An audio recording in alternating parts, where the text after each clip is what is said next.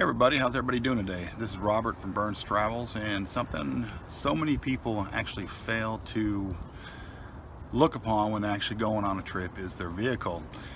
Some of the things I do, I'll show you, and by doing this, I actually found a major safety issue that I actually had to get taken care of before I actually went on this trip to be safe on the roads.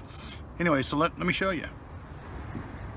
Alright guys, we're actually going to start from the right of the engine and work our way over to the left. And the first thing I'm going to point out here is my windshield wiper fluid. This was quite low. It wasn't empty, but it was low, so I refilled it with some good windshield wiper fluid. That's good for when it's snowing. It works on ice. It helps the water bead up on the windshield so it's not streaks. It actually runs off quicker, and of course it works on cleaning on bugs.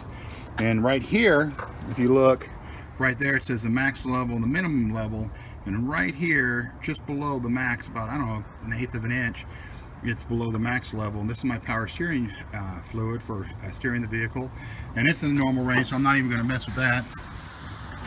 And then I checked my oil right here on this vehicle, and it was in the normal range. I checked it when it was cold, not when it was hot. And of course, if I needed to add any oil to this, I actually would have put it right there, but I was fine on that area. Then moving on over here to the transmission fluid, which you see right here, this is a dipstick. On mine, it has a reading for cold and hot, so I read it before I started it up on cold, and it was normal. Then I actually drove it a little bit and measured it again. It was actually in the normal range for hot. So I did that. Then right here is my water, not my water heater, but my radiator overflow tank, and you can see it's in the normal range too. And then the last thing is this right here on my vehicle is my air filter.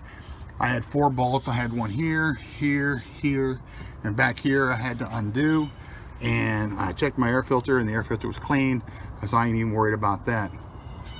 But the main thing that I was concerned about is, I'll show you, is my tires. Now, these ain't the old ones. I should have done this before I actually had this done and showed you before and after.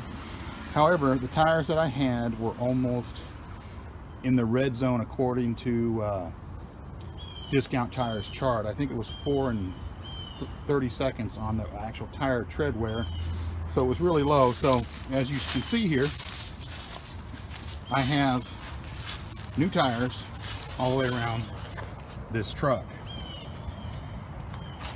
as you can see. And this is one of the biggest things, and my brakes are good. I recently had the truck inspected, and I'm not even worried about that. But make sure you check this before you actually get on the road. It's just something when you leave, one of those things you just ain't got to worry about. Anyways, pretty simple check on your vehicle. You just check it out. Now, one of the other things I'm going to do, I'm going to wash it and clean the inside out really good. It's clean now, but I'm just going to do one last minute before I get on the road, because you get in a clean car going on the road, it's going to get dirty anyways. The other thing people don't check is their spare tire. I've already checked that. Mine's good. It has the right amount of pressure, so if I do get a flat on these new ones, they're warranted, of course, but I have a spare that actually is full of air. And at one time, the reason I do that is one time I broke down and I never checked my spare, and it was flat. So that was not a fun day. But anyway, something to think about. Always make sure your spare has air in it also. Have a good one.